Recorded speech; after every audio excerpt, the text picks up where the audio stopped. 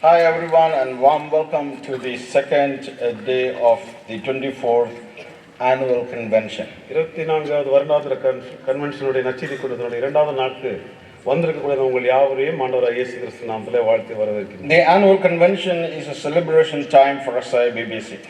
தென்னிந்திய வேதாகம கல்லூரிக்கு எப்பொழுதுமே நற்செய்தி கூட்டமானது கொண்டாடக்கூடியதான ஒரு பண்டிகையாய் காணப்படுகிறது. We celebrate God our Creator and the work of His redemption through the Lord Jesus Christ. கிறிஸ்துவாகிய பரலோகத்தின் பிதாவையும் அவர் அனுப்பி கொடுத்த ஆண்டவராகிய இயேசு கிறிஸ்துவின் மூலமாய் நமக்கு கிடைத்ததான ரட்சிப்பையும் கொண்டாடக்கூடியதான நாட்களாக இந்த நற்செய்தி கூட்டம். We thank you for making it to be here.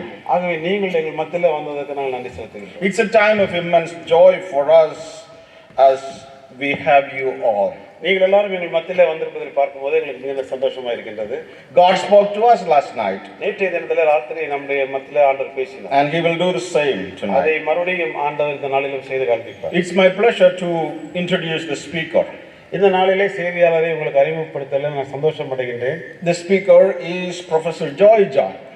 பிரசங்கியருடைய பெயர் பேராசிரியர் ஜாய் ஜான் அவர்கள். And he doesn't know what I'm going to say about him. அவரை குறித்து நான் என்ன சொல்ல போகிறேன் என்று சொல்லி அவருக்கு தெரியாது. I told him, you don't know, but trust me. உன்னை பற்றி நான் சொல்ல போகிறேன், ஆனால் என்னை நம்பி உட்கார்ந்துட்டு அப்படின்னு சொன்னேன். இப்போ நான் சொன்னேன், நான் மாற்றி சொல்கிறேன். Professor Joy John is a graduate of South India Baptist Bible College. இதே வேதாகம கல்லூரி தென்னிந்திய பாப்டிஸ்ட் வேதாகம கல்லூரியினுடைய பட்டம் பெற்ற முன்னாள் மாணவராக இருக்கிறார் அவர். He displays a combination of academic and ministry vocations. எப்பொழுதுமே அவர் இறையியல் படிப்போடு கூட ஊழியத்தையும் இணைந்து செய்யக்கூடிய நல்ல ஒரு ஊழியக்காரர். He had been the academic dean at ETS of Asian Christian Academy in Huzur. Asian Christian academy என்று சொல்லி அழைக்கப்படக்கூடியதான ஹுசூர்ல இருக்கக்கூடியதான அந்த பெரிய ஒரு கல்லூரியில அவர் அகாடமிக் டீனாக அவர் பணியாற்றினார். And he continues to be a professor in the Department of Theological Studies. இறையியல் படிப்பின் பகுதிகளில் அவர் தொடர்ந்து பேராசிரியராக பணிபுரிந்து வருகிறார். Professor Joy is a Christian and youth minister and mentor. Joy என்பவர் அவர் வாலிபர்களுக்கும் கிறிஸ்தவர்களுக்கும் மத்தியில நல்ல ஒரு பிரசங்கியராக அவர் இருந்து வருகின்றார். He is a musician, also has a keen interest in the history of Christian music. நல்ல ஒரு இசை கலைஞனும் கூட பாரம்பரிய இசைகள் அதாவது பாடல்களை குறித்து ஆராய்ந்து இப்பொழுது அநேக விஷயங்களை அவர் செய்து கொண்டிருக்கின்றார். What matters to us tonight is the word of God. ஆனால் இதற்கு மேலாக நமக்கு என்ன கருதல் வேண்டும் என்று சொன்னால் கர்த்தருடைய வார்த்தைகளை நமக்கு. For that Joy is a popular speaker and a keroots. ஆகவே அவர் ஒரு நல்ல ஒரு பிரசங்கியாராய் தேவனுடைய வார்த்தையை பகிர்ந்து கொடுக்கின்றவராய் இருக்கிறார். Yes, Joy is a proclaimer of the gospel. சுவிசேஷத்தை பிரசங்கிக்கக்கூடியதான சுவிசேஷகராக ஜாய் ஜான் இருக்கின்றார். Reverend Christopher, who interprets the message, was Professor Joy's classmate at SIBC. இப்பொழுது ஆங்கிலத்திலே மொழிபெயர்த்து கொண்டிருக்கக்கூடியதான கிறிஸ்டோபர் அவர்கள் ஜாய் ஜானோடு கூட இணைந்து படித்த சக மாணவராக இருக்கிறார். And I was senior for both of them. ஆனால் நான் இங்க ரெண்டு பேத்துக்குமே சீனியரா இருக்கிறேன். பெருமையா இருக்கு. I call on Professor Joy John to bring us the word of God tonight. ஆகவே தேவனுடைய வார்த்தைகளை பகிர்ந்து கொடுப்பதற்காக ஜாய் ஜான் அவர்களை நான் ஆண்டவராகிய இயேசு கிறிஸ்துவின் நல்ல நாமத்தினாலே வாழ்த்தி நான் வரவேற்கின்றேன். Stand here. You can select right over. I can stand here. Well, good evening everybody. எல்லாருக்கும் மாலை வணக்கங்களை நான் தெரிவித்துக் கொள்கின்றேன். It's a great pleasure and privilege for me to be here this evening. இந்த மாலை பொழுதிலே உங்களோடு கூட நான் இருப்பதிலே சந்தோஷம் அடைகின்றேன். And when I stand here, my memory goes back to many years, back to the 80s. இந்த இடத்துல நான் நிற்கும் பொழுது 80 சில காலங்களிலே நாங்கள் படித்த இந்த இடங்களை நான் நினைவு கூறுகின்றேன். And we were in Gudalur. நாங்கள் கூடலூர்ல இருந்தோம். And Dr. Yeshudasan, who introduced me, was my senior. என்னை அறிமுகப்படுத்தின டாக்டர் ஏசாசன் அவர்கள் என்னை விட ஒரு வருஷத்திற்கு அவர் சீனியராக இருந்தவர். He was part of the first batch. அவர் தான் முதல் குழுவில அங்கத்தினராக இருந்தவர். And Reverend Christopher and me, we are classmates. Reverend Christopher அவர்களும் நானும் கிளாஸ்மேட்களாக நாங்கள் இருந்தோம். And I have a lot of secrets to share about him, but not tonight.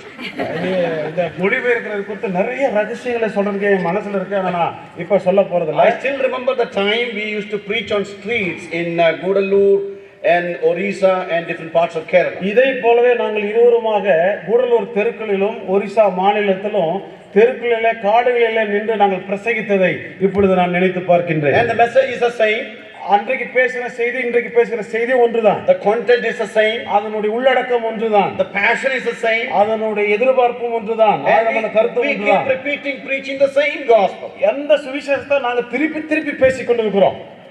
We are living unfortunately in a time and season where gospel is distorted and spoken differently on social media and also எல்லா விதமான காலகட்டங்களிலும் இந்த சுவிசேஷமானது வித்தியாசப்படுத்தி பேசக்கூடியதான காலகட்டங்களாய் மாறி இருக்கிறது. Nobody wants to preach Christ and him crucified. இயேசு கிறிஸ்து சிலுவையில மரித்தார் என்கின்ற ஆழமான ஆணித்தரமான சத்தியத்தை யாரும் பிரசங்கிக்க விரும்புவது கிடையாது. I want to praise God for the legacy and history and contribution of SIBBC in keeping the doctrine straight, and they still continue to preach Christ crucified. ஆனால் தென்னிந்திய பாப்டிஸ்ட் வேதாகம கலைஞர்களுடைய அர்ப்பணிப்பையும் அவர்களுடைய அந்த ஆணித்தரமான விசுவாசத்தை நான் பாராட்டுகிறேன். காரணம் என்னவென்று கேட்டால் அன்றையிலிருந்து இந்த வரைக்கும் சுவிசேஷத்திற்காக அவர்கள் பிரசங்கித்துக் கொண்டிருக்கின்றார்கள். இயேசு கிறிஸ்து சிலுவையிலே மரித்திருக்கிறார் என்று சொல்லி. I want to appreciate Dr. Cherian and the team of faculty and the staff members for inviting me for tonight. இந்த ராத்திரியிலே கர்த்தருடைய வார்த்தைகளை பகிர்ந்து கொடுப்பதற்காக என்னை அழைத்த அருமையான பிரசிடென்ட் ஐயா டாக்டர் பி.டி. செரியன் அவர்களுக்கும் அவரோடு கூட இணைந்திருக்கிற அத்தனை பேராசிரியர்களுக்கும் சொந்தக்காரர்களுக்கும் நான் என்னுடைய வாழ்த்துக்களை தெரிவித்துக் கொள்கிறேன். I'd like to ask a question tonight, and that question is coming from book of Job, chapter 14, verse 14. யோபு எழுதின புத்தகம் 14வது அதிகாரம் 14வது வசனத்திலிருந்து ஒரு கேள்வியை உங்களுக்கு கேட்க நான் விரும்புகின்றேன். The question is, will a man live again if he dies? மனிதன் மரித்ததுக்கு பிற்பாடு அவன் மறுபடியும் உயிரோடு கூட எழுந்திருப்பானா ஜீவித்திருப்பானா என்ற ஒரு கேள்வி. This is a genuine question coming from an aspiring mind. மிகவும் தேவையான பதிலை கண்டுபிடிக்க வேண்டும் என்கின்ற எதிர்பார்ப்பு இருக்கக்கூடியவர்கள் கேட்கக்கூடிய கேள்வி இது. And they say there are three more most perplexing questions. மூன்று விதமான நம்மை மனதை குழப்பக்கூடியதான கேள்விகள் உண்டு என்று சொல்லுகிறார்கள். And people have been looking for perfect answers throughout the history. அப்படிப்பட்ட கேள்விகளுக்கு பூரணமான பதிலை கண்டுபிடிப்பதற்கு ஜனங்கள் விரும்புகின்றார்கள். Unfortunately, history cannot give perfect answers. ஆனால் வரலாறு இதற்கு முழுமையான பதில் இதுவரைக்கும் கொடுக்கவில்லை. No religion, no philosophy, no ism has come up with a consistent, coherent and continuous answer. எந்த ஒரு மதமோ எந்த ஒரு கொள்கையோ எந்த ஒரு பிரிவோ கேட்கக்கூடிய அந்த கேள்விகளுக்கு சரியான குறிப்பிட்ட ஆணித்தரமான பதிலை இதுவரைக்கும் முன்வைக்கவில்லை. Those three questions are, அந்த மூன்று கேள்விகள் என்னவென்றால், who am I? நான் யார்? That talks about my identity. என்னுடைய அடையாளத்தை அது காண்பிக்கக்கூடிய ஒன்றாக இருக்கின்றது. Second question, why am I here on the earth? இரண்டாவது கேள்வி, நான் ஏன் இந்த உலகத்திலே வாசம் பண்ணி கொண்டிருக்கின்றேன்? Well, that's seeking the answer for my identity.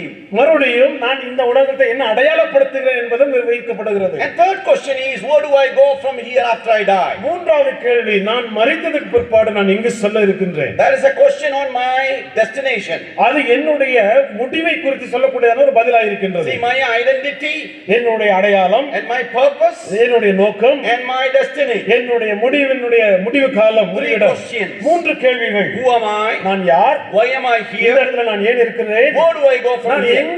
இங்கிருந்து நான் எங்க போகிறேன்? Now, Job, who lived during the time of the patriarchs, முற்பிதாக்கள் வாழ்ந்த காலத்துல வாழ்ந்த யோபு ஆனவர், maybe the contemporary of Abraham, Abraham கூட ஒரு வேளை வாழ்ந்திருக்கலாம் என்று கருதப்படுகிறவர். and we know the whole story of Job. யோபுவினுடைய வாழ்க்கை சரித்திரம் முழுவதும் நமக்கு நன்றாக தெரியும். We know about a brief description about him from chapter 1. 1வது அதிகாரத்தில் அவர் யார் என்பதை குறித்து ஒரு முன்னுரை வைக்கப்படுகிறது. He was a righteous man, அவர் நீதிமான், and he was a child of God, அவர் தேவனுடைய பிள்ளையாய் உத்தமனாய் நடந்தவன், and he walked worthy. He was perfect and upright. உத்தமனும் சன்மார்க்கனும் தேவனுக்கு பயந்தவனுமாய் இருந்தார். And he had 7 sons, அவருக்கு 7 குமாரர்கள் இருந்தார்கள், and he had 3 daughters, 3 குமாரத்திகள் இருந்தார்கள். Lord of livestock. அவர்களுக்கு தேவையான நிறைய ஆடு மாடுகள் இருந்தது. He is very rich and he was affluent.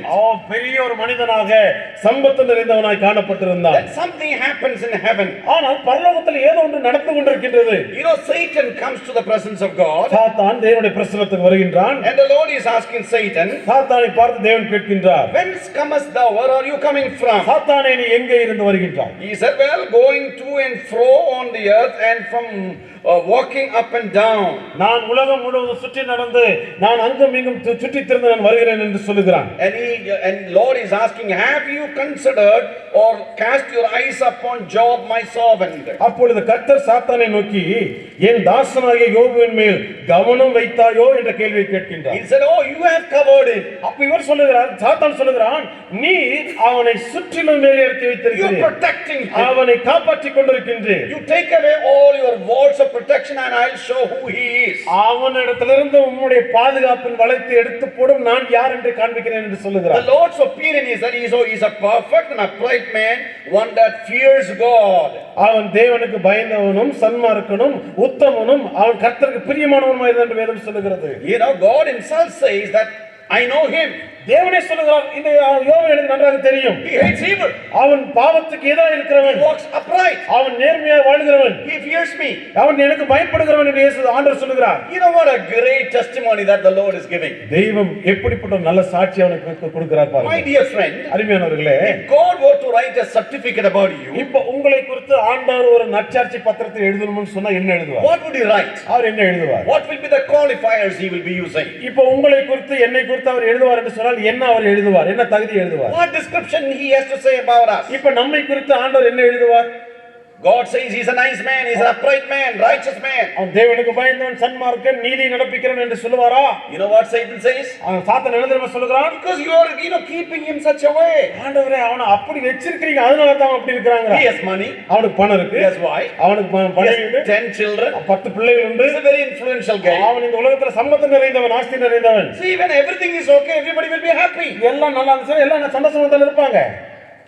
We all say hallelujah, praise the Lord when our purse is thick, isn't it? ஓ, நம்முடைய பணப்பை நல்லா நிறைந்ததுன்னா அல்லேலூயா சொல்லுவோம். When we eat 3 times, nice meals, we'll say, oh, thank you Lord for the food. நல்ல 3 நேரம் நல்லா சாப்பாடு இருந்ததுன்னா கர்த்தாவே சாப்பாடு தந்தது நன்றி நம்ம சொல்லுவோம். When you have money in ATM machine, you'll say, thank you Lord. பணம் நிறைய ஏடிஎம் மிஷின்ல இருந்ததுன்னா ஆண்டவரே உமக்கு நன்றி சொல்லுவோம். Even people come and pray on Sunday, thank you Lord for this wonderful morning. ஒருவேளை ஞாயிற்றுக்கிழமை கூட அவங்க சொல்லுவாங்க, ஆண்டவரே இந்த நாளை தந்ததுக்கு நன்றி என்று சொல்லுவார்கள். What if the day is not nice?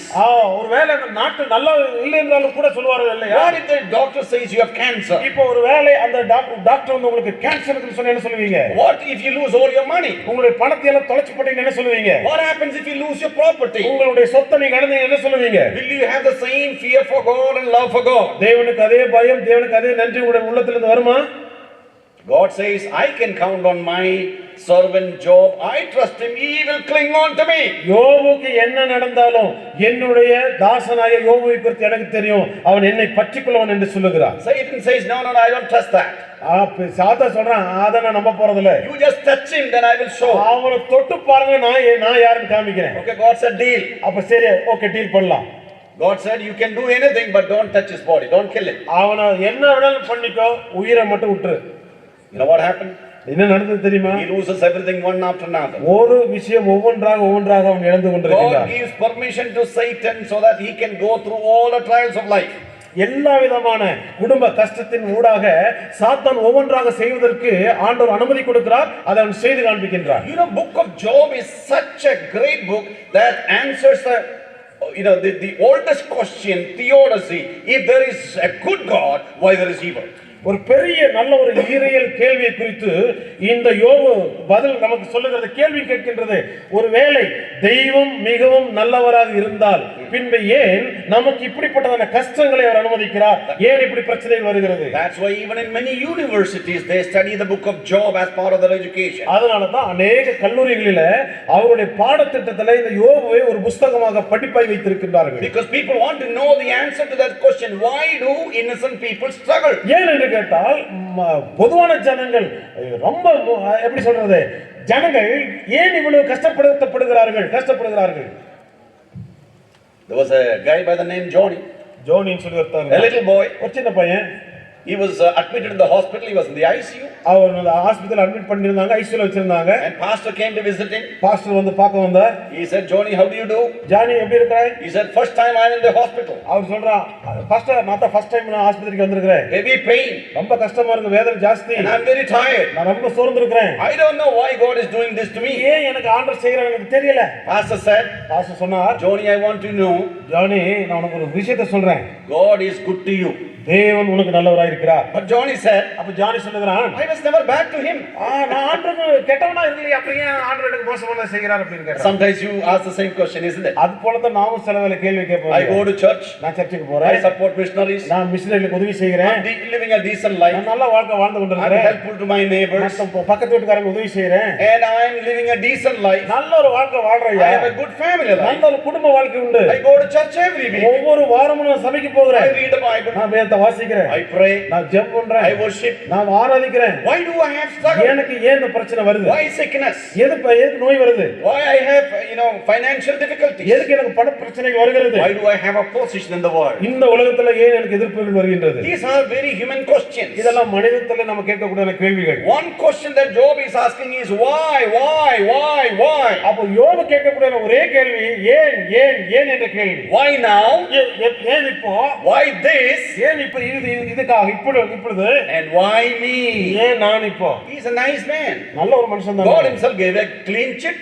ஆண்டவர் நல்ல ஒரு அவனோட விளக்கத்தை கொடுத்தாருல. When Satan was given permission to touch him, சாத்தானுக்கு அவனை தொடுவதற்கு அனுமதி கொடுத்தபோது one after another he is losing everything. ஒவ்வொரு விஷயத்தையும் அவன் இழந்து கொண்டே இருக்கிறதை His cattle is dying, அவனுடைய ஆடு மாடுகள் சாகிறது, children are dying, அவனுடைய பிள்ளைகள் சாகுறாங்க, property is gone, அவனுடைய சொத்து சுகமெல்லாம் போகிறது, things are stolen, எல்லாம் திருட்டு போகப்படுகிறது. but his faith is increasing. ஆனால் ஒவ்வொரு விஷயமும் அவனுடைய விசுவாசமானது அதிகரித்துக் கொண்டே இருந்ததை Because his பார்க்கலாம். faith is not in the things of the world.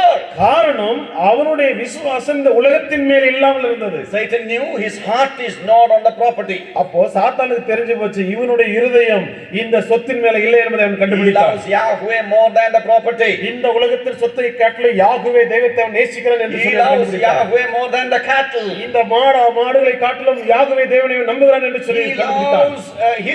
loves Yahweh more than his children. தன்னுடைய பிள்ளைகளை காட்டிலும் யாகுவே தெய்வத்தை அவன் அன்புகிறான் என்று சொல்லி கண்டுபிடித்தான். He loves Yahweh more than his asset. தன்னுடைய எல்லா விதமான சொத்தையும் காட்டிலும் யாகுவே தெய்வத்தை அன்புகிறான் என்று சொல்லி கண்டுபிடித்தான். And you know what happened to him? அவனுக்கு என்ன நடந்தது தெரியுமா? There was sore all over his body. அவனுடைய உடம்பு முழுவதும் பருக்கள் வந்தது. And he began to scratch. அதை சொரிய ஆரம்பித்தான். Now his wife comes. இப்ப அவனுடைய மனைவி வருகிறாள். Why are you still calling on to the name of the Lord?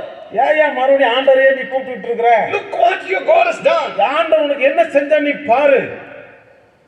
I like Mrs. Job.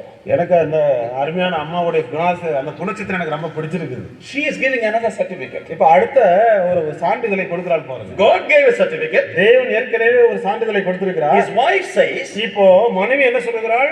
oh, this guy, even if he loses everything, he doesn't lose the love of N God. புருஷன் எல்லாத்தையும் இழந்தாலும் தேவன் மேல இருக்கிற அன்பு அவன் இழக்கலையேன்னு சொல்லி certificate He கொடுக்கிறார். is still clinging on to God. தெய்வத்தை நேசிக்கிற ஒரு மனிதனா இருக்கிறானே என்று அவள் சான்றிதழ் When கொடுக்கிறார். everything is lost, எல்லாம் போனதுக்கு பிற்பாடு you know what is he saying? அவன் என்ன சொல்லுகிறான்? He fell down and worshipped God. அவன் தாழ விழுந்து தேவனை He ஆராதித்தான். said, naked I came, நிர்வாணியாய் வந்தேன், and naked I will go. நிர்வாணியாய் நான் போகிறேன். The Lord has given me everything. தேவன் கொடுத்தார், Blessed be the name of தேவன் the Lord. எடுத்துக்கொண்டார், தேவனை நாம மகிமைப்படுவதாக. It is a God-centric life. அப்போ அது தேவனை மத்தியமாக மையமாய் வைத்து வாழ்கிற வாழ்க்கை. His focus is not on things of the world. அவனுடைய நோக்கம் முழுமையாய் உலகம் அல்ல.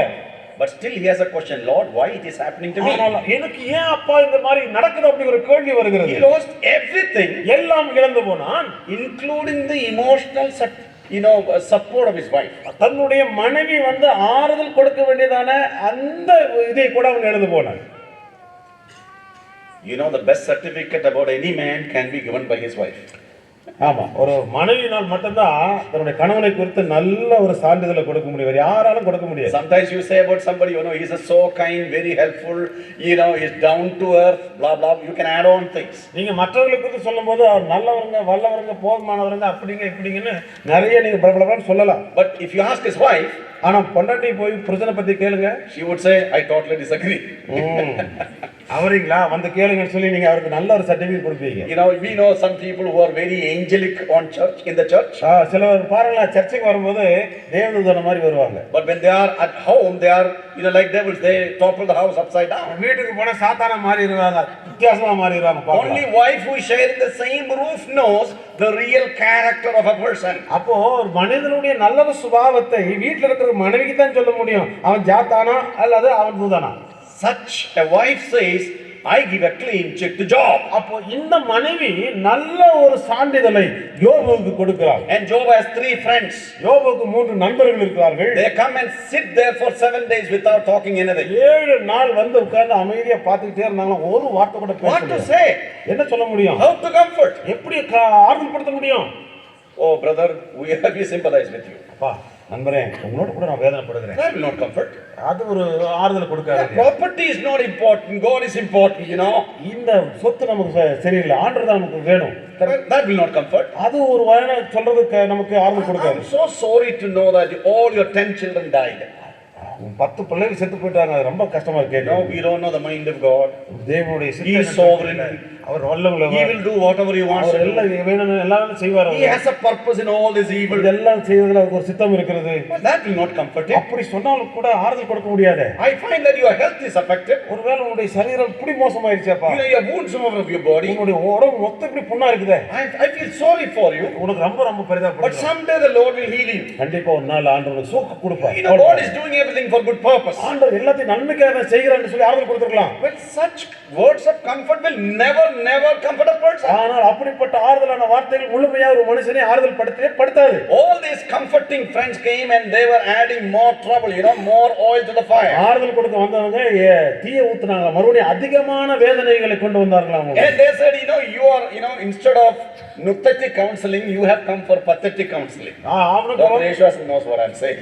டாக்டர் ஏசாசன் அவர்களுக்கு இந்த ஆலோசகராக இருக்கிறதுனால அவர் சொல்வார்கள் என்னவென்று கேட்டால் மிகவும் பரிதாபப்பட்ட ஒருத்தனுக்கு ஆறுதல் சொல்வதை காட்டிலும் அவன் காயத்தை குத்தி நோண்டி அவனை வேதனைப்படுத்தி சொல்லுகிற சில கவுன்சிலிங் இருக்கு. They were folding their hands and they couldn't say anything. அவர்கள் தன்னுடைய கரங்களை மூடிக்கொண்டு அவர்கள் என்ன செய்து கொண்டிருந்தார்கள்? அவர்கள் வேதனையோடு கூட சகித்துக் கொண்டிருந்தார்கள். Later they began to open their mouth and they were speaking the wisdom of the world.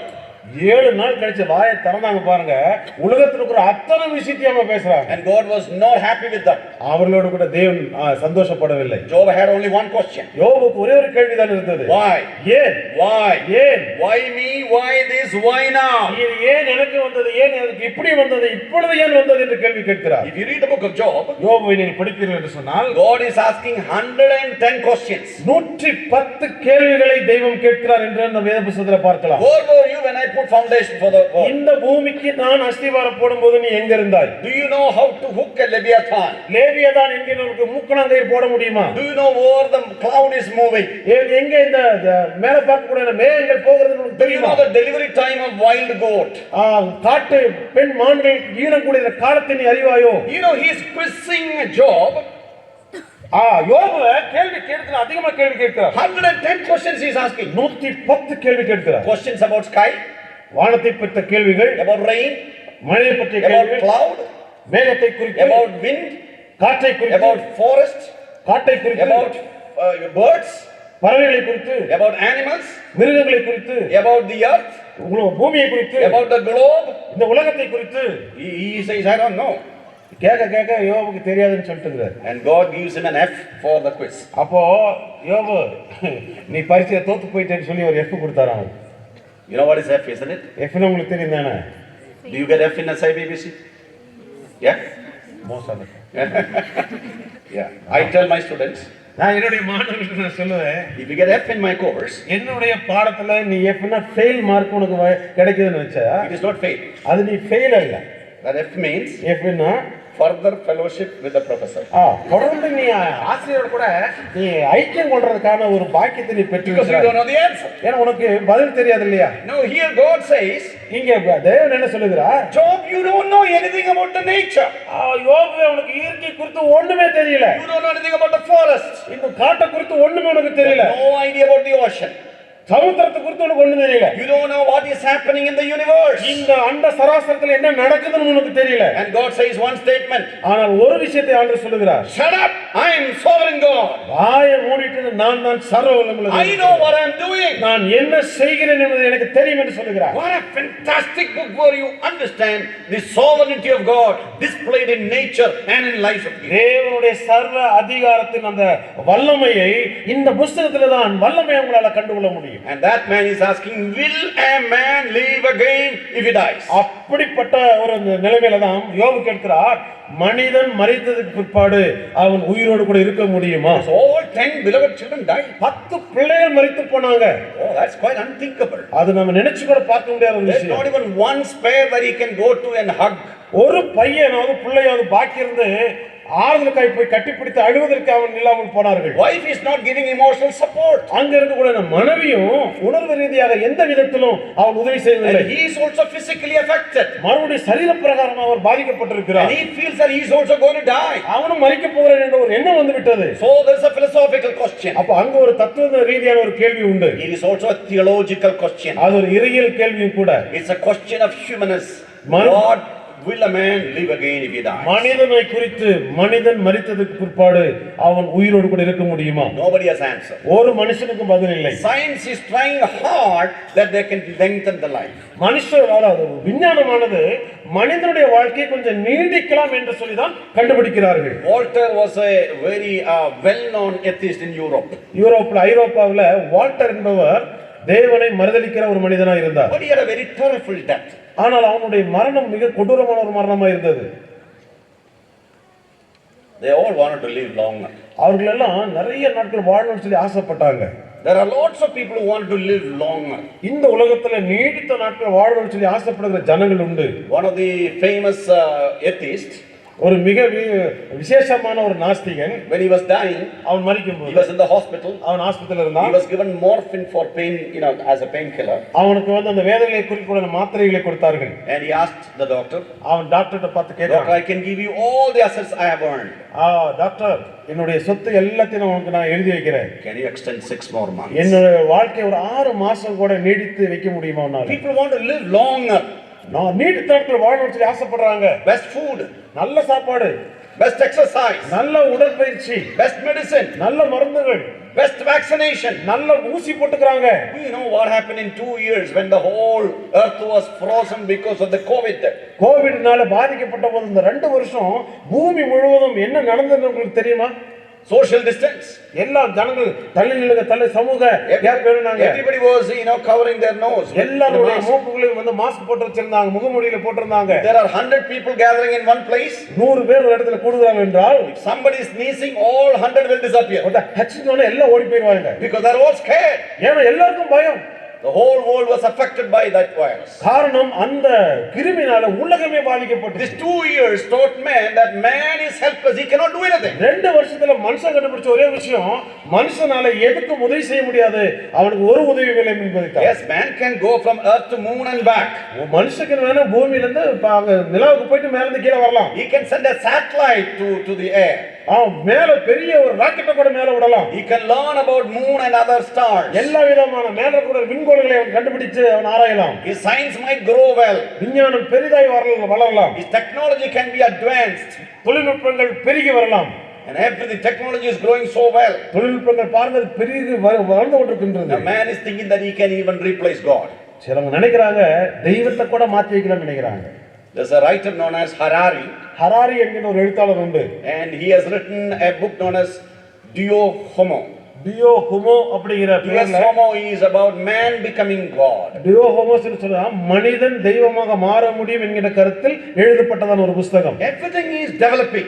எல்லாம் இப்பொழுது பரிணாம வளர்ச்சியில வந்து கொண்டிருக்கின்றது. But still we have no way to get away from death. ஆனால் மரணத்திலிருந்து தப்பிக்க முடியலையே. Man cannot do it. So for thousands of years people have been doing lot of research. How do I get away from death?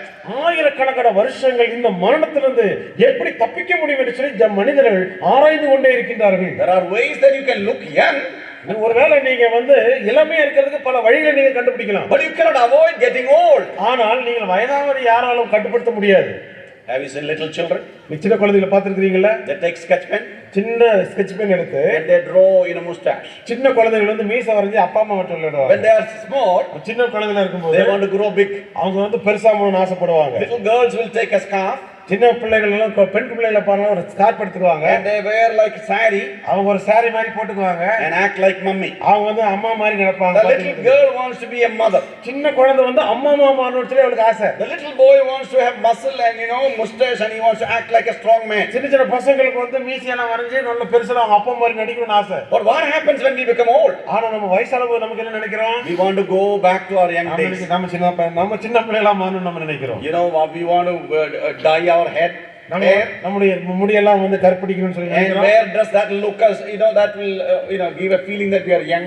இத போடுறது அப்படி எல்லாம் போடும்போது ஒரு இளமையை போல தோன்ற மாதிரி எல்லாம் Dress up போட்டுக்குவோம். I have learned that the cheapest way to look young is by using Photoshop. இப்போ நம்ம இளமையை பார்க்கணும் அப்படின்னு சொன்னா போட்டோஷாப் அப்படிங்கறத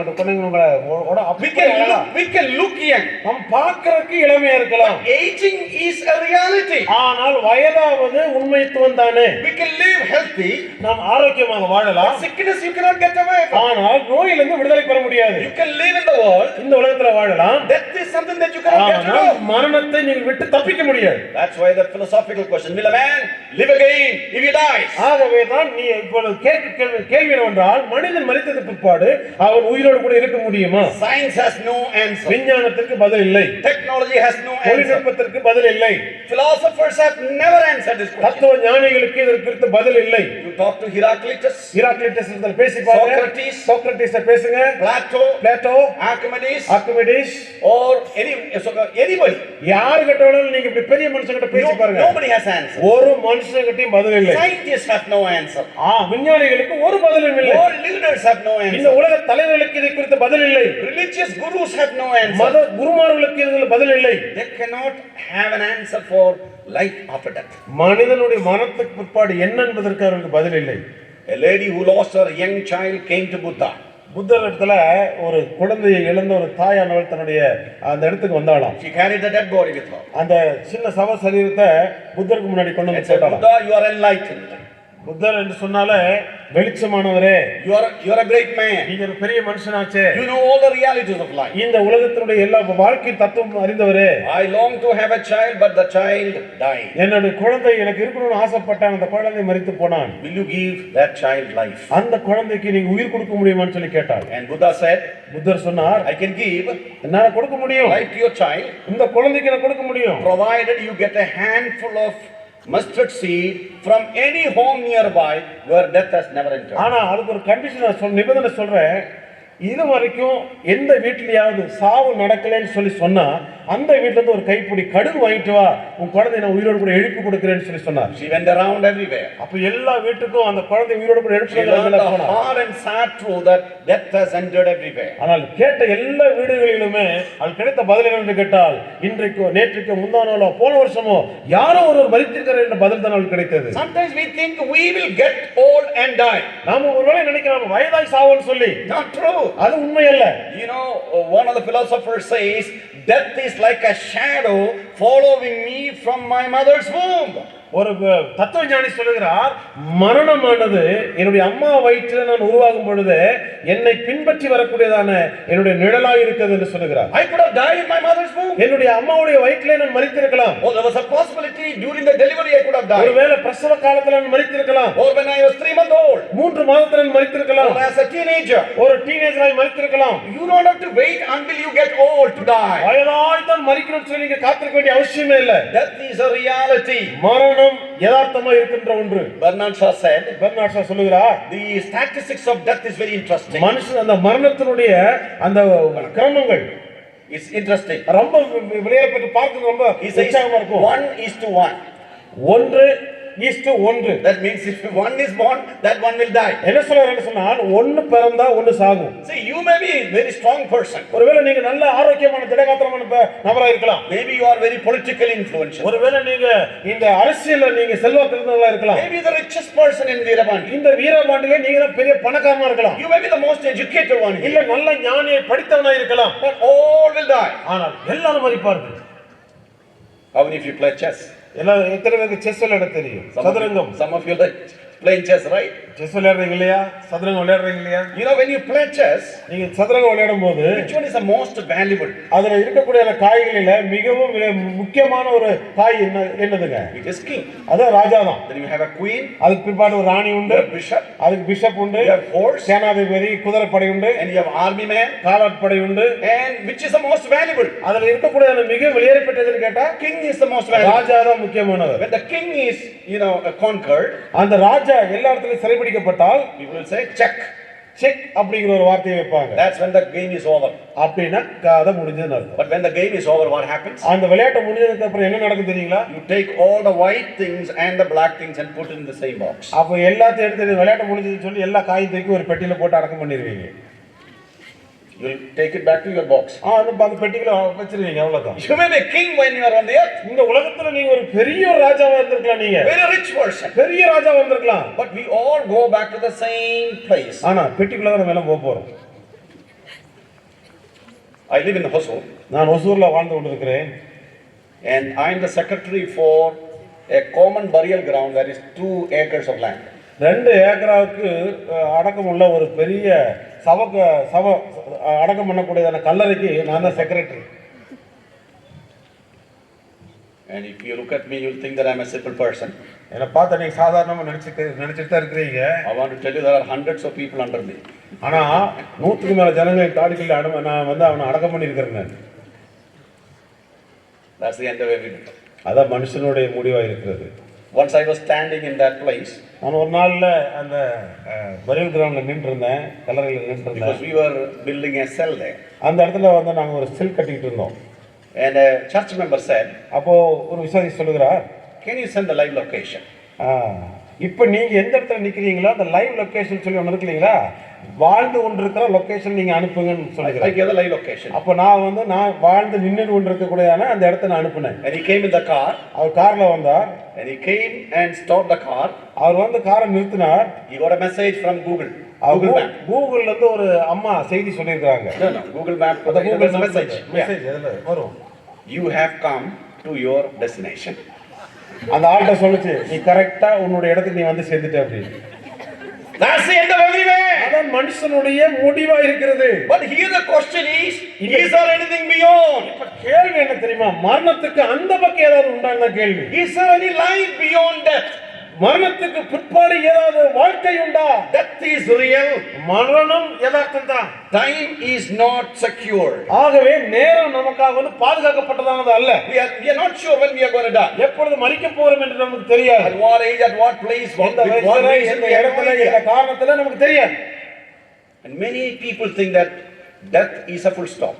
நிறைய பேர் நினைக்கிறாங்க மரணம் ஒரு முற்றுப்புள்ளி என்று. Bible says no, it is a comma. ஆனால் வேதம் சொல்லுகிறது அது கமா, தொடரும் என்று சொல்லுகிறது. Some people think it is a conclusion. Bible says no, it is a continuation. ஜனங்கள் சொல்றாங்க அது ஒரு முடிவா இருக்கிறது சொல்லும்போது கர்த்தர் சொல்கிறார் அது முடிவினுடைய ஆரம்பம் என்று சொல்லுகிறார். See, people are so scared about death. மரணத்தை குறித்து நிறைய பேருக்கு பயம் உண்டு. The greatest fear is fear of death. உலகத்துல கூட பெரிய பயம் என்னன்னு கேட்டீங்கன்னா மரண பயம் தான். When people have a little bit of pain here, they go to the super specialty hospital to see if it is a heart attack. கொஞ்சம் இங்க ஏதாவது வலிச்சா போதும் உடனே பெரிய ஆஸ்பத்திரிக்கு போய் சொல்லுவாங்க ஹார்ட் அட்டாக் வந்த மாதிரி இருக்குது பாருங்க அப்படின்னுவாங்க. Because I want to live longer. ஐயோ நான் ரொம்ப நாள் வாழணும் அப்படின்னு நினைக்கிறாங்க. The whole world is scared of death. உலகம் முழுவதும் இந்த மரணத்துக்கு பயந்து காணப்படுகிறது. And they want to chase their fear away. அவர்களுடைய பயத்தை மாற்றணும்னு சொல்லி நினைக்கிறாங்க. You know, scripture says Jesus came to chase to take away the fear of death. வேதம் சொல்லுகிறது மரண பயத்தை நீக்குவதற்காக ஆண்டவராகிய இயேசு கிறிஸ்து இந்த உலகத்துக்கு வந்திருக்கிறார். The only one who gave you life has the control of your life. உங்களுக்கு ஜீவனை கொடுத்ததால் மட்டும்தான் உங்கள் ஜீவன் மேல அதிகாரம் செலுத்தியதை காப்பாற்ற முடியும். Actually, this man is asking this question. இந்த மனுஷன் கேட்கிறார் மரணத்துக்கு பிற்பாடு நான் உயிரோடு கூட வாழ முடியுமா? You know who pronounced the word death for the first time? முதல் முறையாக மரணம் சாவு என்கின்ற வார்த்தையை தன்னுடைய வாயில சொன்னவர் யார் தெரியுமா? It is the God of life. ஜீவனை கொடுத்த அந்த ஜீவாதிபதியே சொல்லுகிறார். You know, in chapter 2 verse 18 in the book of Genesis, ஆதியாகமம் 2வது அதிகாரம் 18வது வசனத்துல அதை நம்ம வாசிக்கிறோம். Sorry. No. On the day you shall eat, you shall. Right. Yeah.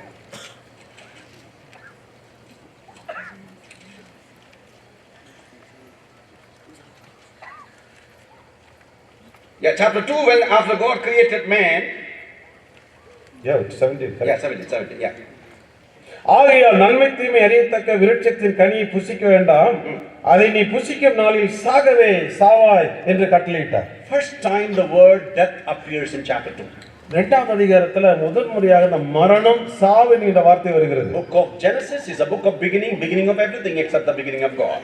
ஆண்டவரை தவிர ஆதியாகம புத்தகம் எல்லாவற்றுக்கும் அது ஆரம்ப புத்தகமாக இருக்கின்றது. Beginning of earth, sun, moon, stars. உலகம், சூரியன், நிலா எல்லாவற்றுக்கும் ஆரம்பமாக இருக்கிறது. Beginning of light.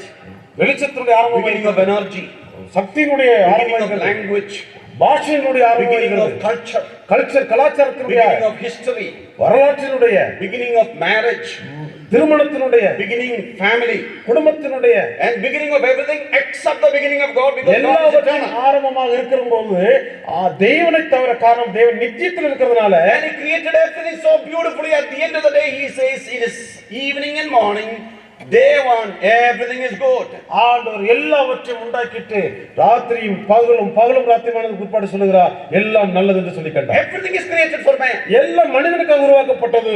wonderful creation is for man. மனிதனுக்காகத்தான் தேவன் எல்லாவற்றையும் அற்புதமாய் உருவாக்கி இருக்கிறார். water was created for man. தண்ணீர் மனிதனுக்காக உருவாக்கப்பட்டது. oxygen for me to to breathe. நல்ல பிராணவாயு நான் மூச்செடுப்பதற்காக உருவாக்கப்பட்டது. the fruits in the tree is my food. மரங்களும் கனிகளும் என்னுடைய ஆகாரமாய் இருக்கின்றது. the animals and birds and the fish in the sea, they are all for me. காணக்கூடியதான பறவைகள், மிருகங்கள், மச்சங்கள் எல்லாம் எனக்குரியவைதான். God created a garden for Adam and Eve. ஆதாமுக்கு நல்ல ஒரு தோட்டத்தையும் ஆண்டவர் and God gave him a wife. அவனுக்கு ஒரு மனைவியை கொடுத்தார். God is so good and absolutely caring for people. மனுஷனை கருதலோடு கூட கரிசனோடு கூட பார்த்த நல்ல தேவனாய் அவர் இருக்கிறார். and God kept him in the garden. அந்த தேவன் தோட்டத்தில் வைத்திருந்தார். and God says to him, அவனை பார்த்து ஆண்டவர் சொல்கிறார், you can eat from all the trees. இந்த எல்லா மரத்திலிருந்து நீ பழங்களை but do சாப்பிடலாம். not eat from the tree that's in the middle of the garden. அந்த தோட்டத்தின் நடுவில் இருக்கக்கூடிய அந்த விருட்சத்தின் கனியை நீ புசிக்காத. the day you shall eat, you shall die. நீ சாப்பிடுகிற அந்த நாளிலே நீ மரித்து போவாய். if you know Hebrew language, it is an emphatic language. அந்த எபிரேய பாஷை நீங்க தெரிஞ்சுன்னு கேட்டீங்கன்னா அது மிகவும் ஆழமான கருத்துக்களை சொல்லக்கூடியதான, அழுத்தி சொல்லக்கூடியதான பாஷையா a இருக்கின்றது. better translation will be, you shall die dying.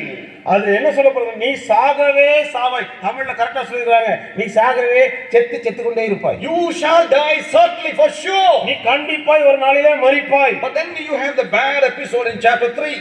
ஆனால் மூன்றாவது அதிகாரத்துல பாருங்க, ரொம்ப ஒரு மோசமான ஒரு one of the creatures that God created was so cunning and crafty. It comes to Eve. ஈவின் இடத்துல அங்க வந்த ஒரு மிக தந்திரமான ஒரு ஜீவராசி உண்டாயிருந்தது. as God said not to eat from any tree. நீங்கள் சாகாதபடிக்கு இந்த தோட்டத்துல ஏதாவது ஒரு கனியை கர்த்தர் காட்டியிருக்கிறாரா, சுட்டி காட்டியிருக்கின்றாரா? that means God said you can eat from all except one. எல்லா பழத்தையும் சாப்பிடலாம், ஒன்றை தவிர. now he is so crafty that he is trying to catch in words, and he says from all the tree. இப்போ இவன் சொல்லுகிறான், இங்க பார்க்க எல்லா கனிகளையும் புசிக்க வேண்டாம் என்று சொல்லி கர்த்தர் சொன்னது உண்டோ? and Eve knew her theology really well. அப்போ ஏவாளுக்கு அவளுடைய இறையியல் நல்லா தெரிந்திருந்தது. she said, yeah, God has said not to eat. the day we eat, we shall be like we shall die for அப்போ sure. ஏவாள் கரெக்டா சொல்லுகிறார், நாங்க புசிக்கிற நாள்ல நாங்க சாவோம்னு சொல்லி தேவன் சொல்லி இருக்கிறார். God said, the day you shall eat, you shall surely die. நீ சாப்பிடுகிற நாளிலே சாவாய் என்று சொல்லி தேவன் சொல்லி இருக்கிறார். Adam knew it. ஆதாமுக்கு தெரியும், Eve knew it. ஏவாளுக்கு தெரியும். now serpent is asking, really God said that? அந்த சர்ப்பம் கேக்குது, உண்மையாக தானா? has God really said? அது உண்மையா ஆண்டவர் சொல்லி இருக்கிறாரா? the word really confused her. உண்மையாக அவளுக்கு ஒரு குழப்பத்தை கொண்டு வந்தது. a young man wanted to get married. ஒரு வாலிபன் திருமணம் செய்ய போனான். his friend said, I also get married. அப்ப அவனுடைய நண்பன் சொன்னா, நானும் கல்யாணம் கட்டிருக்கேன். pastor called both of them. அப்போ ரெண்டு பேத்தையும் பாஸ்டர் கூப்பிட்டாரு. you have to have Bible knowledge, minimum Bible knowledge. ரெண்டு பேத்துக்கு திருமணம் வரணும்னு சொல்லிச்சுன்னா வேதாந்தத்திலிருந்து ஏதாவது நீங்க தெரிஞ்சுட்டு வரணும் அப்படின்ட்டு. minimum Bible knowledge to be saved. கொஞ்சமாவது பைபிள் அறிவு இருந்தா தான் உங்களுக்கு கல்யாணம் கட்டி வைப்பேன்ட்டார். the first guy comes to the pastor. அப்போ முதல் நபர் போய் எல்லாம் படிச்சுட்டு பாஸ்டர் கிட்ட வருகிறார். do you know your Bible well? அப்போ பாஸ்டர் கேக்குறார், பைபிள் தெரியுமா? he said, yes pastor. எனக்கு நல்லா தெரியும் pastor. so he asked, how many commandments are there in the Bible? அப்போ பாஸ்டர் கேக்குறார், எத்தனை கட்டளைகள் இருக்கு? he said 10. 10ன்னு சொன்னான். really? உண்மையாகவா? 11. 11ங்க. really 11? உண்மையா 11னா? I think it's 12. நான் நினைக்கிறேன் 12 இருக்கும். Really? 12? உண்மையாவே 12 தானா? Pastor, is it 15?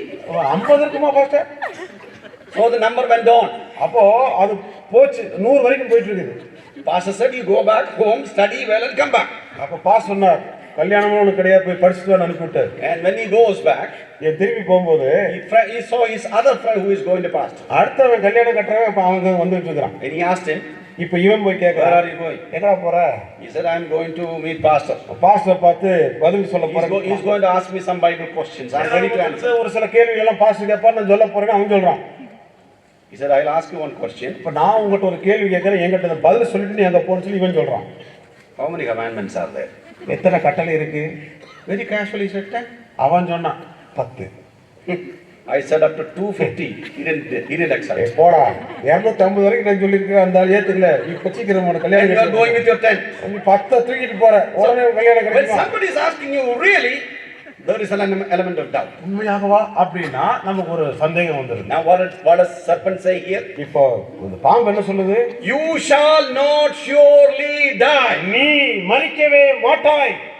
You shall surely die, God says. நீ மெய்யாகவே நீ சாக மாட்டாய் என்று தேவன் சொல்லுகிறாரா? You shall not surely die. நீ Satan. உண்மையாகவே சாக மாட்டாயா? செத்த இல்லை நீ சாக மாட்டாயா? Which one I should believe? இப்ப நான் எதை நம்புறது? Should I believe God தேவனை நம்புறதா or the devil? பிசாசை நம்புறதா? She said, அவன் சொன்னாள், I will believe what Satan said. I will disbelieve what God said. சாத்தான் சொன்னதை நம்புவேன், பிசாசு சொன்னது சாத்தான் சொன்னதை நம்புவேன், தேவன் சொன்னதை நம்ப மாட்டேன்னு சொல்லி சொன்னான். You know what is the issue in chapter 3 of Genesis? 3வது அதிகாரத்துல என்ன பிரச்சனை தெரியுங்களா? Unbelief. அவிசுவாசம். You know what's the result? இதனுடைய பதில் என்ன தெரியுமா? Death. மரணம். Unbelief brings death. எப்பொழுதுமே அவிசுவாசம் மரணத்தை கொண்டு வருகிறது. If unbelief is bringing death, மரணம் அதாவது அவிசுவாசம் மரணத்தை கொண்டு வருமானால் what will belief bring? அப்போ விசுவாசம் நமக்கு என்னத்தை கொண்டு வரும்? Life. ஜீவனை கொண்டு வரும். Life. ஜீவனை கொண்டு வரும். Will a man live again if he dies? மனிதன் மரித்ததற்கு பிற்பாடு அவன் உயிரோடு கூட வாழ்வானா? God said you shall die. நீ மரிப்பாய். Satan says you will not die. சாத்தான் சொல்றான் நீ மரிக்க மாட்டாய். And there's a higgledy-piggledy. Which one I will choose between these two? இப்ப ரெண்டு விஷயத்துக்கு நடுவுல இவனுக்கு பெரிய போராட்டம். எதை நான் தெரிந்து And கொள்வது? men fell for Satan's word. பிசாசுடைய வார்த்தைக்கு மனிதன் சாய்ந்து போனான். He died. அவன் செத்து போனான். We know from theology death has got 3 dimensions. மரணத்திற்கு 3 விதம் பரிமாணங்கள் உண்டு என்று The சொல்லி meaning of the word death is separation. மரணம் என்று சொன்னாலே பிரிந்து செல்வது என்ற அர்த்தம். Thanatos means to die. You die. You are separated from God. தனட்டோஸ் என்ற கிரேக்க பதத்துக்கு என்ன அர்த்தம் என்று கேட்டால் பிரிந்து செல்வது என்ற அர்த்தம். One is you are separated from God. You are spiritually dead. முதல் மரணத்துல நீ ஆவிக்குரிய வாழ்க்கையில தேவனோடு கூட இருந்து நீ விலகி போகிறாய். And secondly, you have a physical death. இரண்டாவதாக சரீரபரமாய் நீ மரிக்கிறாய், சரீரத்தில் நீ பிரிந்து போகிறாய். And if you live in unbelief, you will not have any relationship with God. You will be separated from Him forever. That is your spiritual death. அவிசுவாசத்திலே நீ இருப்பாய் சொன்னால் நீ மரித்து விட்டால் தேவனிடத்தில் நித்தியமாக பிரிந்து போற நரகம் என்கின்ற ஒரு உண்டு. அது நித்திய மரணம் என்று சொல்லி பார்க்கிறோம். See, Adam and Eve got married and they had children. And they died when they became old. அவர் ஆதாமுக்கு நல்ல குடும்பம் இருந்தது, பிள்ளைகள் இருந்தது, வயதாய் மரித்து போனார்கள் என்று வேதம் சொல்லுகிறது. The day you shall eat, you shall die, but they did not die physically then. அவர்கள் அந்த புசித்த நாளிலே மரிப்பார்கள் என்று சொன்னார்கள், ஆனால் மரிக்கவில்லை, வயதாய் தான் மரித்தார்கள். But you know what happened in chapter 4? 4வது அதிகாரத்தில் என்ன நடந்தது தெரியுமா? God said the wages of sin is பாவத்தின் சம்பளம் மரணம். death. மரணம். Book of Ezekiel says, எசேக்கியேல் என்ன வாசிக்கிறோம்? he who sinneth பாவம் செய்கிறவன் மரிப்பான், சாவான். It is God's eternal law. பாவம் செய்கிற ஆத்மா சாகும். அது தேவனுடைய நித்திய Nobody சட்டம். can change it. அது யாரும் மாற்ற முடியாது. And we find in chapter 4, 4வது அதிகாரத்தில் என்ன பார்க்கிறோம்? you know, 2 brothers are there. அங்க 2 சகோதரர்கள் இருக்கிறார்கள். One is Cain and another one is coin, Abel. ஆபேல் என்று சொல்லக்கூடிய அழைக்கக்கூடிய அண்ணன் தம்பிகள். Both knew who God is. 2 பேருக்கு தெய்வம் யார் என்று தெரியும். They know He needs to be worshipped. அவர்கள் ஆராதிக்கப்படத்தக்கவர் என்று சொல்லி அவர்களுக்கு தெரியும். They know the whole story of sin. பாவத்தை குறித்து எல்லா கதைகளுக்கும் நன்றாக They know the தெரியும். provision of God. தேவனுடைய கொடுப்பதை அவர்கள் அறிந்திருந்தார்கள். They knew that Adam and Eve were kicked out of the Garden of Eden.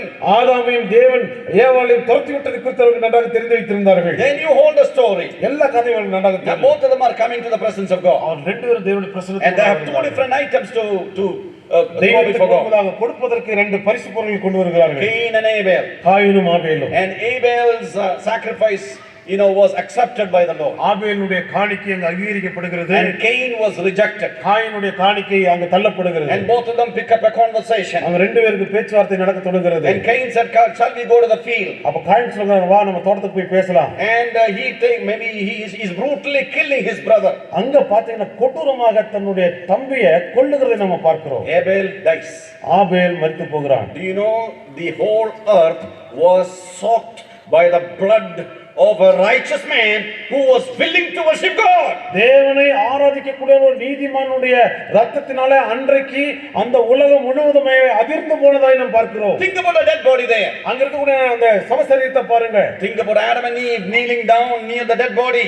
ஆதாமும் ஏவாளும் அந்த செத்த சரீரத்துக்கு பக்கத்தால முழங்கால் பண்ணிட்டு இருக்கும்போது there is no breath on the nostrils. அவனுடைய மூக்கிலே சுவாசத்தை காணவில்லை. The body is cold. அவனுடைய உடம்பு மிகுந்த குளிரடைந்து விட்டது. It is not moving. அது அசைவதில்லை. The eyelid came down. அவனுடைய கண்கள் எல்லாம் அடைக்கப்பட்டு விட்டாயிற்று. Blood is still oozing. அவனுடைய உடம்புல சரீரத்துல ரத்தம் போய் கொண்டிருக்கிறது. The body doesn't have any shape. அதுக்கு மேல அவனுடைய உடம்புல ஒரு அவயவம் சரியா இல்லை. Sin has come with its all brutality. பாவத்தினுடைய அகோரம் அந்த சரீரத்தின் மேலே தாண்டவம் ஆடுவதை நாம் பார்க்கிறோம். Adam and Eve realized for the first time, oh, we never knew that sin is this horrible. ஆதாமும் ஏவாளும் அதை பார்க்கும்போது சொல்கிறார், நாங்கள் செய்த பாவத்தினுடைய கொடூரமான வெளிப்பாடு இப்படிப்பட்ட மரணம் தானா என்று சொல்லி அதைத்தான் பார்க்கிறார்கள். See, that too did not come naturally in human history. மனுஷனுடைய வாழ்க்கையில மரணமானது யதார்த்தமாக இயற்கை வரவில்லை.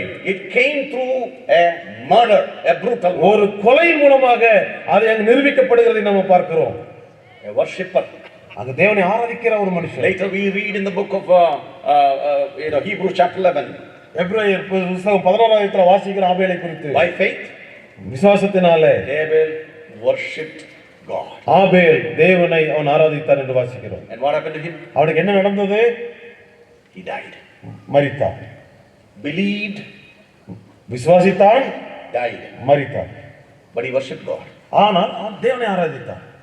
Worshipped by faith, he worshipped God. தேவனை விசுவாசத்தினாலே ஆராதித்தான் என்று வேதத்தில் வாசிக்கிறோம். Therefore he died. ஆகவே அவன் மரித்து போனான். Then in chapter 5 of Genesis, ஆதியாகமம் 5வது அதிகாரத்துல it is known as the cemetery. அது அந்த அதிகாரத்தை முழுதும் வாசி பாருங்க. அது கல்லறை தோட்டத்தினுடைய அதிகாரமா இருக்கிறது. It is a generation of Adam. அது ஆதாமுடைய வம்ச வரலாறை பார்க்கிறோம். Talks about all the people. It says so and so lived this many years, had sons and daughters, and he died. And his son lived this many years, had sons and daughters, and he died. And he died. And he died. And he died. That's how it goes. வாசித்து பார்த்தா சந்ததி குறித்து வாசிக்கலாம். அவனுக்கு இவ்வளவு குமாரன் பிறந்தான், இத்தனை வருஷம் வாழ்ந்தான், மரித்து போனான். அவனுக்கு குமாரர்கள் பிறந்தார்கள், மரித்தான் என்று அங்க ஒரு கல்லறை தோட்டத்தை நம்ம பார்க்கலாம். And Moses is writing the genealogy of all the people. He has nothing to say about people. They lived, they ate, they slept, they had children, they died. That's it. மோசே எழுதும்போது பாருங்க, அழகா எழுதுகிறார். அவர்கள் வாழ்ந்தார்கள், பிள்ளைகளை பெற்றுக் கொண்டார்கள், மரித்தார்கள், போனார்கள். அடுத்த சந்ததி வந்தது, வாழ்ந்தார்கள், மரித்தார்கள், அடக்கம் பண்ணப்பட்டார்கள். இப்படி மரணத்தை குறித்து எழுதி கொண்டே இருக்கின்றார். But in chapter 5 verse 22, ஆனால் 5வது அதிகாரம் 22வது வசனத்துல he says, wait a minute, I have one person I have to make a mention about it. ஒரே ஒரு விஷயம் அமைதியா இருங்க. இப்போ ஒரு விஷயத்தை சொல்லுகிறேன். There was one man by the name Enoch. ஒரே ஒரு மனுஷன் ஏனோக் என்ற ஒரு He மனுஷன். walked with God. அவன் தேவனோடு கூட நடந்தான். God took him. அவனை தேவன் எடுத்துக்கொண்டார். That nobody saw him anymore. அவனை வேறு யாரும் பார்க்கவில்லை. அதுக்கு அப்புறம் Chapter 5 verse 22 to 24. ஆதியாகமம் 5வது அதிகாரம் 20 லிருந்து 22 வரைக்கும் உள்ள வசனங்களை வாசிக்கும் பொழுது What happened to Enoch? ஏனோக்குக்கு என்ன நடந்தது? Walked by faith. தேவனோடு கூட அவன் விசுவாசத்துல சஞ்சரித்துக் கொண்டிருந்தான். Abel worshipped by faith. ஆபேல் ஆண்டவரை விசுவாசத்துல ஆராதித்துக் கொண்டிருந்தான். And chapter 6 to 9, 6வது அதிகாரத்திலிருந்து 9 வரைக்கும் உள்ள அதிகாரங்கள் we have the story of Noah. நோவாவுடைய சரித்திரம் நமக்கு சொல்லப்படுகிறது. We know Noah found grace in the eyes of the Lord. தேவனுடைய கண்களிலே நோவா கிருபை பெற்றான் என்று வேதத்தை வாசிக்கிறோம். Chapter 6 verse 8. 6வது அதிகாரம் 8வது வசனம். Here is one man getting grace from the Lord. தேவனிடத்திலிருந்து ஒரு மனுஷன் கிருபை பெற்றுக் And கொள்கிறார். all other people are living in wickedness. ஆனால் எல்லா மனிதனும் அக்கிரமத்தில் வாழ்ந்து கொண்டிருக்கின்றார்கள். The whole wickedness began with a murder. எல்லா இந்த அக்கிரமமுமே அந்த கொலையிலிருந்து தான் ஆரம்பிக்கப்பட்டது. Then you have a list of people who died. அதுக்கு பிற்பாடு ஒரு பெரிய சரித்திர லிஸ்டே ஒன்று இத்தனை பேர் மரித்து போனார்கள் And என்று. God says to Noah, ஆனா நோவா பார்த்து சொல்றார், I want you to build an ark. நான் ஒரு பேழையை உன்னால கட்ட வேண்டும் என்று சொல்ல விரும்புகிறேன். I'm going to wipe up all people with flood. இந்த உலகத்தை நான் தண்ணீரினால அழிக்க போகிறேன். I want you to preach this one, Noah. ஆகவே இதை நீ பிரசங்கம் பண்ணு Noah. And he preached throughout his life. அவன் வாழ்நாள் முழுவதுமாகவே இந்த செய்தியை சொல்லிக் கொண்டிருந்தார். You know, there was a very old man there. அங்க ஒரு பெரிய வயதான ஒரு மனிதன் இருந்தார். His name is what? அவருடைய வயதான மனுஷனுடைய He lived 969 years. 969 வயது வரைக்கும் வாழ்ந்த ஒரு மனுஷன் இருந்தார். அவருடைய பெயர் Methuselah. மெத்துஷாலை.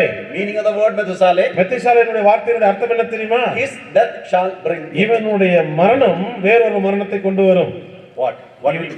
இவன் போக அது வரும். If he dies, the flood will come. இவன் போகும் பொழுது அது வரும் என்பதுதான் அவனுடைய அர்த்தம். As long as he was alive, அவன் வாழும் வரைக்கும் people had all the chance to இந்த உலகத்துல அத்தனை மனுஷர்களுக்கும் வாய்ப்பு இருந்தது தேவனிடத்துல வருவதற்கு. but nobody came. ஆனா ஒருத்தரும் வரல. He built the ark. அவன் நோவா ஒரு பேழையை கட்டினார். He got inside. அவன் அதுக்குள்ள பிரவேசித்தார். His wife got inside. அவருடைய மனைவி பிரவேசித்தாள். Ham, Shem and Japheth and their wives got inside. Shem Ham யாப்பேத்தும் அவருடைய மனைவிகள் உள்ளுக்குள்ள போனாங்க. Only 8 people and nobody else went 8 பேர் inside. மட்டும் தான் உள்ள போனாங்க, வேற யாரும் போகல. God's word is eternally settled in heaven and it is true, it will come to pass. பரலோகத்திலே தேவனுடைய வார்த்தைகள் வைக்கப்பட்டிருக்கிறது, அது கண்டிப்பாக நிறைவேறும் என்று வேதத்தில் வாசிக்கிறோம். And it began to rain. உடனே அங்க மழை பெய்ய And ஆரம்பித்தது. there was a floating ark of Noah. அங்க நோவாவுடைய பேழை மட்டுமே மிதந்து கொண்டிருந்தது. All people are dying. எல்லா மனிதனும் மூழ்கி மரித்துக் கொண்டிருக்கிறான். But here there are 8 people. ஆனா 8 பேர் மட்டும் தான் உயிரோடு கூட வாழ்ந்து கொண்டிருக்கிறார்கள். What is book of Hebrews says? எபிரேயர் புத்தகம் என்ன சொல்லுகிறது? By faith Noah built an ark. விசுவாசத்தினாலே நோவா ஒரு பேழையை கட்டினான் என்று. 3 words of faith. மூன்று விசுவாச வார்த்தைகள் தான். Abel, Abel by faith worshipped. அவனுடைய விசுவாசத்தினாலே தேவனை ஆராதித்தான். Enoch, ஏனோக்கு by faith he walked. விசுவாசத்தினாலே தேவனோடு கூட சஞ்சரித்துக் கொண்டிருந்தார். And Noah, Noah by faith he walked. விசுவாசத்தினாலே அவன் அந்த பேழையை கட்டி எழுப்பினான். Now look at death in all these 3 people. இப்ப இந்த மூணு பேருடைய வாழ்க்கையில மரணத்தை பாருங்க. Because of faith, விசுவாசத்தினாலே Abel died. ஆபேல் மரித்து போனார். By faith, விசுவாசத்தினாலே Enoch did not die. ஏனோக்கு மரிக்காமல் போனான். By faith, விசுவாசத்தினாலே Noah saved people from death. Noah 8 பேர் அவனோட குடும்பத்தை மரணத்திலிருந்து காப்பாற்றினார். Will a man live again if he dies? மனிதன் மனிதனுக்கு பிற்பாடு அவன் உயிரோடு கூட வாழ முடியுமா? Oh, there is an answer. அதுக்கு ஒரு பதில் உண்டு. Yes, if you have faith. இப்போ உங்களுக்கு விசுவாசம் இருந்தால் அது கண்டிப்பாய் ஆகும் என்ற பதில் தான். But faith in whom? இப்ப யார் மேல நம்பிக்கை வைக்கிறது? Nobody has answer. அதுக்கு பதில் இல்லை யாருக்குமே. But 2000 years ago, 2000 வருஷத்துக்கு முன்பதாக God's son Jesus came to this இயேசு world. கிறிஸ்துவை இந்த உலகத்துக்கு தேவன் அனுப்பினார். He did lot of miracles. இந்த உலகத்தில் அநேக அற்புதங்களை அவர் செய்தார். His birth itself was miraculous. அவருடைய பிறப்பே ஒரு அதிசயமா இருந்தது. 100% God, 100% man. 100% தெய்வமாக 100% மனிதனாக இருந்தார். He is a lamb of God that came to take away the sin of the whole இந்த world. உலகத்தினுடைய அத்தனை பாவங்களை சுமந்திருக்கிற ஒரு தேவாட்டுக்குட்டியாக He said, I am the light of the world. நான் இந்த உலகத்தில் வெளிச்சமாக He இருக்கிறேன். said, I am the truth, நான் தான் சத்தியமாக the way, இருக்கிறேன். the life. நான் தான் வழியும் I am life ஜீவனுமாக and இருக்கிறேன். resurrection. நானே உயிர்த்தெழும் ஜீவனுமாக I am the இருக்கிறேன். good shepherd. நான் நல்ல மேய்ப்பனாக இருக்கிறேன். And I am the truth. நான் தான் சத்தியமாக இருக்கிறேன். And he said, I am the door. நான் வாசலாக இருக்கிறேன். He said, I am the true wine. நானே மெய்யான திராட்சை செடியாக இருக்கிறேன். And he performed lot of miracles. அநேக அற்புதங்களை அவர் செய்தார். And he talked in terms of parables. நிறைய உபமானங்களை கொண்டு பேசினார். And about doing good. நிறைய நன்மைகளை செய்ய ஆரம்பித்தார். Changed water into wine. தண்ணீரை திராட்சரசமாய் மாற்றினார். Healed the sick. நிறைய நோய்வாய் மக்களுக்கு சுகத்தை Cast out the கொடுத்தார். demons. பிசாசுகளை துரத்தினார். And the lepers who came to him were healed. குஷ்டரோகிகள் வந்தார்கள், சுகமாக்கினார். And he rebuked the nature and the nature was willing to obey. இயற்கையை அவர் அதட்டினார். இது இயற்கை அவருக்கு கீழ்ப்படிந்தது. 5,000 people were fed in one time. 5000 பேர் ஒரு நேரத்துல போஷிக்கப்பட்டாங்க. 4,000 people another time. 4000 பேர் வேறொரு சமயத்துல. And in 3 places he raised people. மூன்று விதமான இடங்களிலே மூன்று விதமான ஜனங்களை உயிரோடு கூட எழுப்பி காண்பித்தார். One of his friends, Lazarus, died. அவருடைய நண்பனாகிய லாசரு மரித்து போனான். He says to his disciples, our Lazarus is sleeping. அப்போ சொல்லுகிறார், நம்முடைய நண்பன் லாசரு உறங்கிக் கொண்டிருக்கிறார் என்று சொல்லுகிறார். And his disciples said, if he is sleeping, then he will get up. அப்போ சீசர்கள் சொல்றாங்க தூங்கிட்டு இருந்தா அவன் கண்டிப்பா எந்திரிப்பான்னு சொல்றாங்க. But they didn't know that Jesus was meaning that he is dead. ஆனால் இயேசு கிறிஸ்து அவனுடைய மரணத்தை குறித்து சொன்னார் என்று சொல்லி அவங்களுக்கு தெரியவில்லை. He died. அவன் மரித்தான். And Jesus goes there after 4 days. 4 நாட்கள் கழித்து இயேசு அந்த இடத்துக்கு போகிறார். And he goes to the sepulchre. நேரடியாக அந்த கல்லறைக்கு போகிறார். Sister said, don't go there. சகோதரர்கள் சொல்றாங்க போகாதீங்க. It's already 4 days. நாருமே. Lord, if you were here, he would not have died. நீ இங்க இருந்திருந்தா அவனை சவப்படுத்தி இருந்திருக்கலாமே. Now what is the point of going there? ஆனா இப்ப போயிட்டு என்னையா பிரயோஜனம்? It means you can't do anything. உன்னால ஒண்ணுமே பண்ண முடியாதுன்னு சகோதரர்கள் சொல்றாங்க. Then Jesus says, இயேசு சொல்லுகிறார், do you believe that the dead will come to life? கண்டிப்பாக மரித்தவர்கள் உயிரோடு கூட எழுந்து வருவார்கள் என்று சொல்லி நீ விசுவாசிக்கிறாயா? But I know in the last day that they will be resurrected. அவன் சொல்லுகிறான் கடைசி நாளிலே கண்டிப்பாக உயிரோடு கூட எழுந்திருப்பார்கள் என்று Jesus சொல்லுகிறார். said, hey, I am the life and resurrection. இயேசு சொல்றார் நானே உயிர்த்தெழுதலும் ஜீவனுமாய் இருக்கிறேன். And in chapter 11 verse 24 and 25, யோவான் 11:24-25 சொல்லுகிறது. Jesus says, இயேசு கிறிஸ்து சொல்லுகிறார், I am the life and resurrection. நானே ஜீவனும் உயிர்த்தெழுதலுமாய் இருக்கிறேன். Anyone who believes in me have eternal life. என்னை விசுவாசிக்கிற ஒருவனுக்கு நித்திய ஜீவன் உண்டு என்று சொல்லுகிறார். Hallelujah. ஹalleluya. Praise God. கர்த்தருக்கு மகிமை உண்டாவதாக. Will a man live again if he dies? மனிதன் மரித்தால் பின்பு உயிரோடு கூட இருப்பானா? Answer is yes. முடியும் என்று வேதம் சொல்லுகிறது. What religion cannot answer. இந்த மதம் சொல்லாத பதில் சொல்லுகிறது. What philosophy cannot answer. தத்துவம் சொல்லாததை சொல்லுகிறது. What history cannot answer. சரித்திரம் சொல்லாததை இந்த வேதம் Son of God சொல்லுகிறது. is answering that question.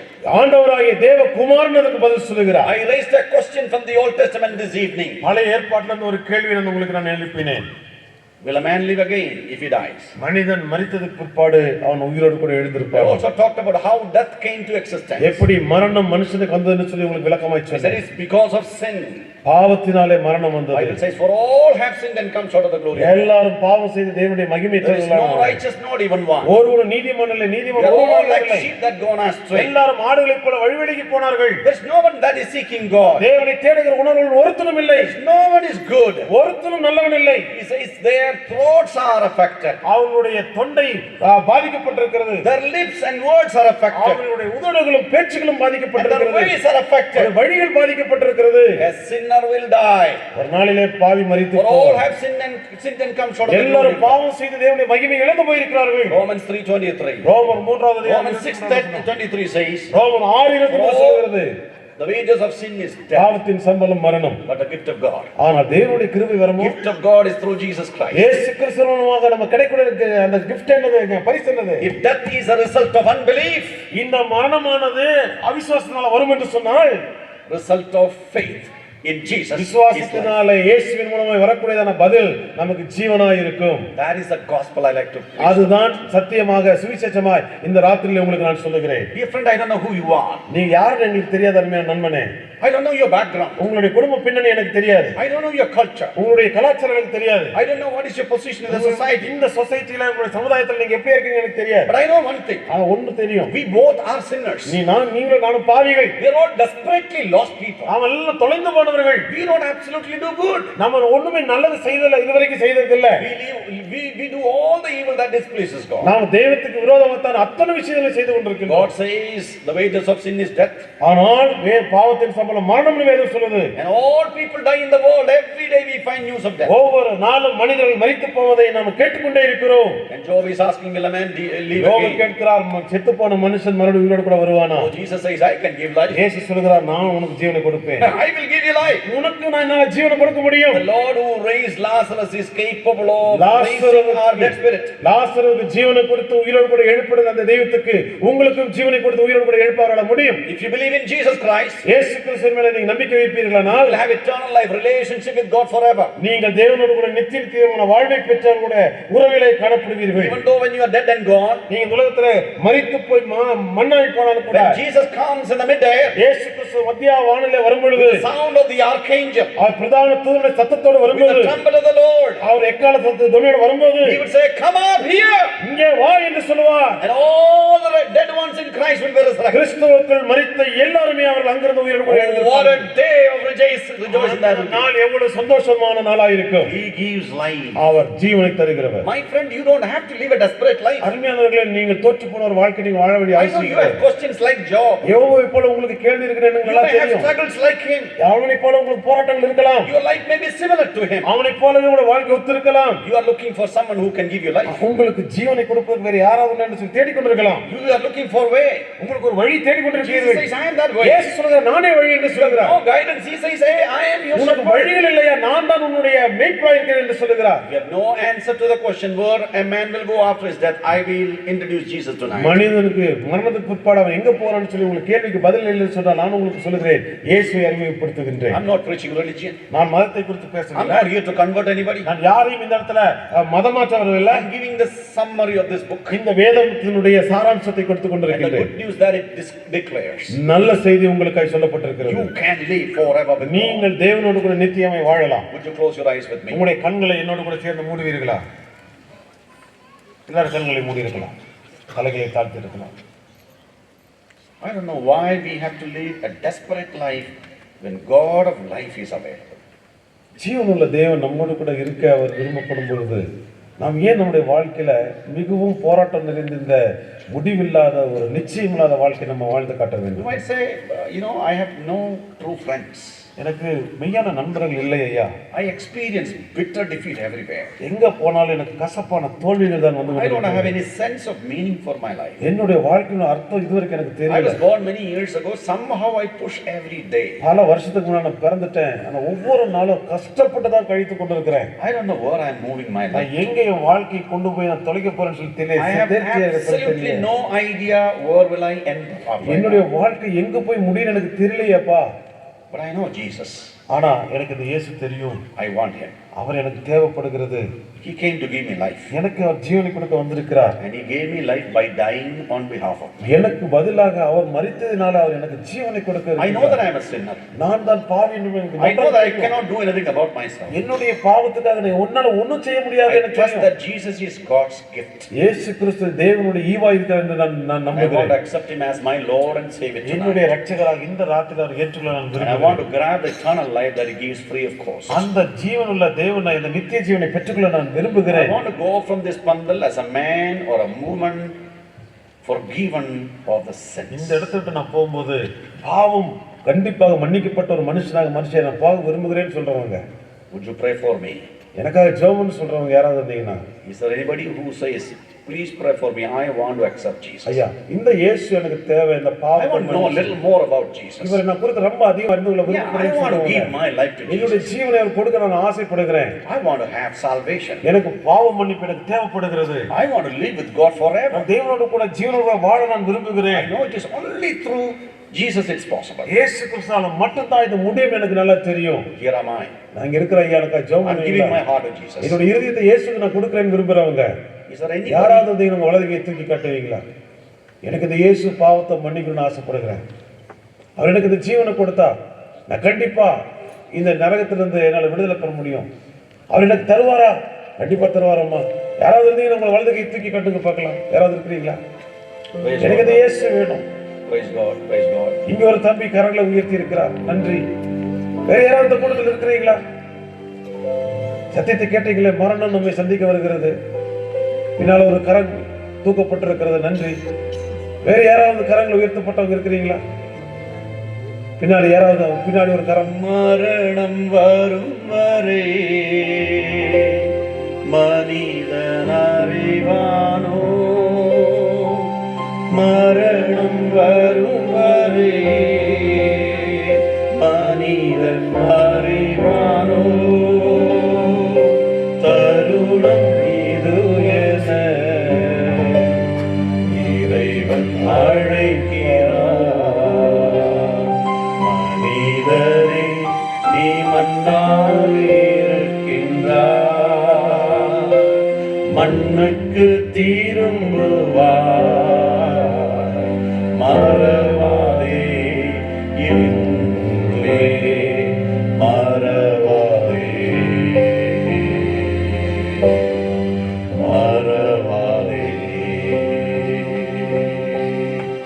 மனிதனே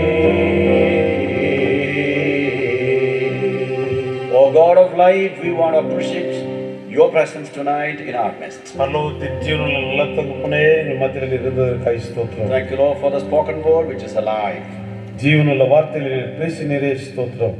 Thank you, Lord, for the revelation in the scripture. தேவனுடைய வெளிப்பாட்டுள்ள வசனங்களுக்கு நாங்கள் நன்றி செலுத்துகிறோம். Thank you that you have given us a provision that we can get away from death. பாவ மரணத்திலிருந்து விடுதலை பெறுவதற்கு எங்களுக்கு ஒரு வழி தந்திருக்கிறீரே We ஸ்தோத்திரம். can truly get forgiveness of sins through Jesus Christ. இயேசு கிறிஸ்துவால் மட்டுமே பாவத்தை எங்களால் மன்னிக்கப்பட முடியும் என்பதை கற்றுக் உதவி செஞ்சீங்களே. Thank you, Lord, for the brothers and sisters who